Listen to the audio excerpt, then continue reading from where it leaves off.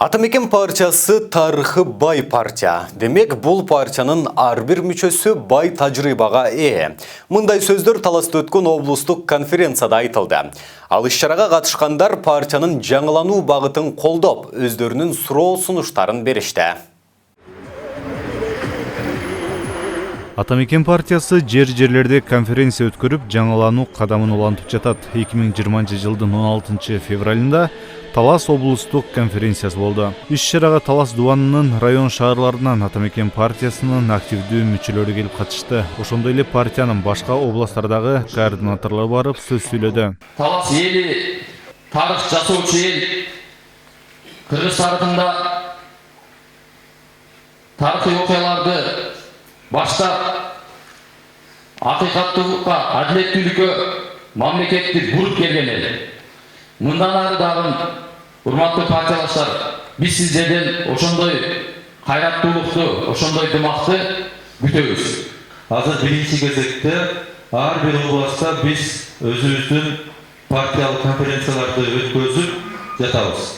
Анын эң негизги максаты мына бул акыркы жылдарда 3-4 жылдын ичинде биздин лидерлер камакта болду.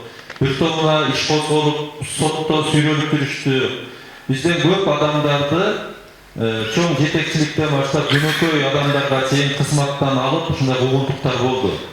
Чынын айтып кетиш керек, айрым адамдар ошондой кысымдарга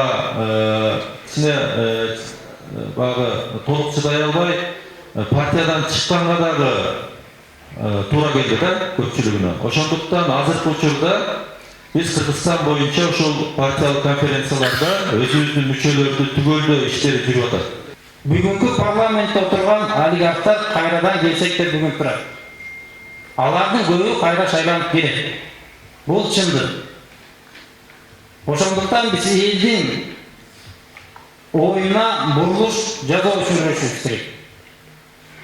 Себеби олигархтар турганда, байланаттар турганда эч качан мамлекетибиз оңолбойт. Күн тартибине партиянын программасын жаңыртуу, ошондой эле мүчөлөрдүн толуктоо жана облустук төраганы шайлап, республикалык съезге делегаттарды көрсөтүү, партиянын облустук саясий кеңешин бекитүү маселеси киргизилди. Партиянын облустагы төрагалыгына 2 талапкер көрсөтүлүп, демократиялык жол менен жаш кадр Азиз Курамаев шайланды. Мен дагы жана өзүңүздөр айткандай сиздердин тарбияңыздарда чоң ойдун, сиздердин алдыңыздарда чоң ойдун ушул жерде мынакей баарыңыздар келип отуруп атасыздар. Баарыңыздар да атынан тааныйт экен. Мен да ушуга сыйынтам. Биз сиздерсиз жаштар эч нерсе кыла албайбыз. Сиздерге чоң таазим кылабыз. Анан областын төрагасы Таластыктар Атамекен партиясына жан дили менен күйөөрүн, партия тар жолдогу тайга кечүүлөрдү басып өткөндүгүнө карабай, бириндеп кетпей, бир муштум болуп чыңалып калгандыгын көрсөттү. Жарыш сөзгө чыгып сүйлөгөндөр өкмөт кашаң иштеп, парламент күн карама болуп калгандыгын айтты. Ошол үчүн келерки шайлоодо көкбөрү той бергендерге жетеленбей, татыктуу кадрларды тандоо мезгили келгендигин белгилешти. Шайлоо келатат, муну немеде. Ушуда эми туура элге түшүндүрүш керек да. Бул коррупционерлерди жок кылмайынча мамлекетибиз өнүкпөйт. Мындайча айтканда. Өнүкпөйт, мына келатыр. Шайлоо, менин оюмча, бул келаткан шайлоо мурдагыдан башкача шайлоо болуш керек да. Коррупционерлерди, криминалисттерди элге туура түшүндүрүп, Атамекен партиясы кандай партия, эмне болгон партия көрсөтүш керек элге. Биздин партиянын ичиндеги атка минерлер жөндөн жок, баягы түрмөгө отурган жок деп ойлойм.